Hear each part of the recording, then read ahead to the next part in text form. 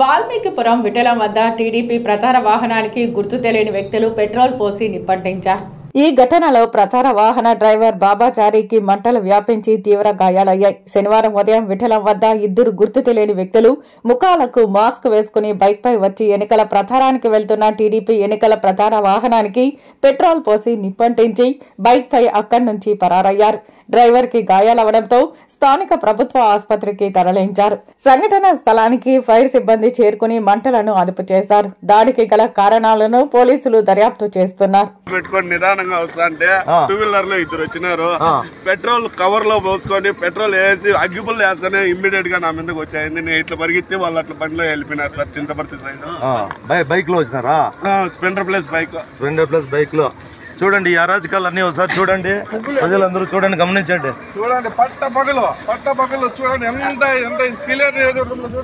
ఇంత దారుణమా?